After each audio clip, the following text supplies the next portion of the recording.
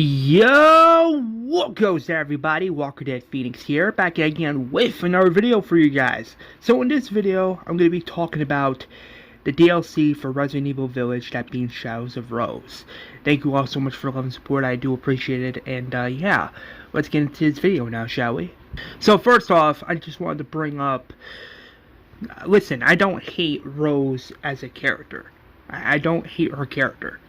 I think she's a really decent character, but however, I do agree with the fact that we didn't really need a DLC based on this character. I know the original plan was for the RE DLC to focus on Chris. I think that would have been fine, you know? I think that would have been, you know, a fine thing to have, a DLC with Chris. Especially that ending towards RE Village where he finds out that the BSAA is unfortunately corrupt, and now Chris is going to have to find a way to figure out what's going on and to probably take down the BSAA. But this is not a video talking about that. So the DLC, the beginning, I don't know, it starts off a little weird, and here's why. It starts with this big time jump where we get Rose. She's like 16 or 17 years old by this point, and she's like talking to this person that's not even real. Yeah, I'll get back into that in just a moment. So Rose doesn't want her powers. She sees them as a burden, and she just doesn't want her powers at all. So somehow she goes into the Mega Mycete, which, mind you, that's supposed to be destroyed, and she's going through some stuff within the Mega Mycete. She's hearing screams, hearing all this other crazy stuff. She's seeing things, and she sees these monsters. And I'm like, I don't know how to explain it. It doesn't feel like Resident Evil. It feels like something they would do straight out of Harry Potter or Marvel, for example. It feels like something they would do there, like something like that. It's just, I don't know, it feels like everything that happens within this DLC, it's not, I don't know, it doesn't feel real. It doesn't feel realistic. I'm like, sure, we get to learn more about Rose. We get to hear about her struggles. And that's part of character growth, and you need that for a story, and that's something I really enjoyed from this DLC. But I do agree with the fact that they should have just saved this character for another game. Don't get me wrong, the gameplay, the weapons, great. Rose with her powers, it was good. It's just she just didn't get her full power. Like, she didn't unlock her full power until the end, and I didn't like that. You know, I don't know. And again, nothing in this DLC felt real. It didn't feel realistic. You're telling me Chris just... So you're telling me Chris was okay with grabbing samples of the Mega Mycete and putting it in his lab? You're telling me Chris was okay with that? Last time I checked, in the main story of RE Village, his mission was to not just kill Mother Miranda, but to destroy the Mega Mycete. Chris having pieces of the Mega Mycete in his lab doesn't make him look good. It makes him look bad. It makes him... It's like, that whole thing about him being in the village meant nothing, in my opinion. Don't even get me started with Evelyn. Evelyn? Psst. Why the hell is she in this fucking DLC? Not to be rude or negative or anything. Last time I checked, that's another character that's supposed to be dead, not alive. Also, where the heck was Mia Winters in this DLC? There was not one mention of her. They mentioned Chris and his squad, but they don't mention Mia? Get the heck out of here. I will give the DLC this little piece of credit. At least they had Ethan come back in the DLC for a few minutes. Sure, that part was nice, but I don't know, it's just, I'm not saying it was a bad scene, I don't know, I'm just pointing out that it felt a little too short, and I don't know, I wanted more of that. I don't know, it just left, in the end, it just left me wanting more, and not less, you know what I mean? But I mean, it is what it is, I guess.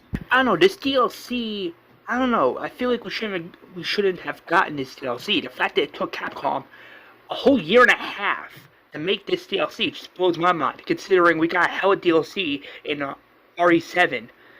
And yeah, I am mentioning that game because in that game, they did the DLC right. Unlike RE Village, not gonna lie. The DLC is, I don't know, it's 50-50. But then again, nothing, like, everything that happens in this DLC, it doesn't feel real. It doesn't feel realistic. And by the way, speaking of which, they actually had Mother Miranda come back as the fucking villain in this DLC. Yeah, pretty stupid. And it's revealed that somehow, that person that Rose was talking to, it wasn't a real person. It was all in Rose's head. Yeah, good writing, Capcom. Good fucking writing. And what's even more worser is that you have no other choice but to fight Miranda again. Meanwhile, Ethan gets injured within this weird world, mind you. But I don't know, that doesn't really matter. Oh, and speaking of which, the ending. The ending is the exact same ending we see for the post-credit scene of RE Village, where Rose goes to Ethan's grave. Bro, like, what the heck? I don't like how Capcom was like, oh, this is gonna be the end of the Winters family saga. Well, guess what? It doesn't feel like an ending to me. It doesn't feel like they completely ended their story. If anything, it feels like they left the story more open-ended, so that they can bring back Rose again sometime in the future. And at this point, I hope to God Capcom brings back Rose. Maybe not in RE9, maybe in a future Resident Evil game, maybe a few years down the line, like in a future Resident Evil game, that's when they could probably bring back Rose. I'm hoping they do that. I pray that they do that, because I want RE9 to be focused on Jill. I don't want Chris in the game at all. If he is, kill him. Because in my opinion, we need more Resident Evil games with characters we have not seen in a long time. And newsflash, Jill is one of them. No, I'm not counting her appearance in Resident Evil Death Island, because that's not a game, it's a movie. And it doesn't count because it's, again, it's not a game. But I did like Rose in this DLC. If anything, she's now one of my most favorite Resident Evil characters ever. And that's surprising. But yeah, that's just my honest opinion, and that's how I feel. I mean, maybe some of you guys in the comments down below could disagree, but that's just how I feel. I hope to God that Capcom listens to the fans and they bring back Jill for RE9, and I hope they bring back Rose in the future Resident Evil game somewhere down the road. I hope they do it, but I mean, never say never, right? But this DLC, I mean, the combat was good. Rose as a character was pretty good. I like the scenes between her and Ethan. The reveal of Ethan being Michael, that was pretty cool. Killing some of the monsters was pretty cool. That was pretty much it. I mean, again, to be fair, not much happens in this DLC, which is surprising. But then again, I mean, then again, we can all agree right here, right now, that Capcom, in a way, pretty much did the DLC for RE7 justice. Meaning, the company did DLC for that game pretty good. And my apologies if it took forever to make this video. I've been really busy with other stuff. I've been busy with my other shows. So, but here's hoping this video could, you know, make you guys enjoy Resident Evil even more. And maybe this video put a smile on your face. Who knows? But, yeah, in regards to the DLC for Resident Evil A Village, titled Shadows of Rose, my rating, I'm gonna give it an 8 out of 10. Besides fucking Mother Miranda coming back as the fucking villain for the DLC and all this unnecessary stuff they added to the DLC, everything not being real, the character of Rose was actually pretty cool, and I just want more of the character now. I just really do. And yeah, here's hoping you guys enjoyed this video. And yeah, if you did, please leave a like on it. Share it around with all your Resident Evil friends and family. And please subscribe to the channel. I'm trying to get to my next goal of 200 subs before the end of this year. If I reach 200 subs before 2023 ends, I will do a gift card giveaway. That's right. One of you guys that are watching this video or are probably already subbed to the channel could probably win a PS gift card or an Xbox One gift card. Never say never. But yeah, please subscribe to the channel. Turn on that notification bell. Share this video around. And yeah, I'll see you guys in the next one. Until then, stay safe, God bless you, and as always, peace out.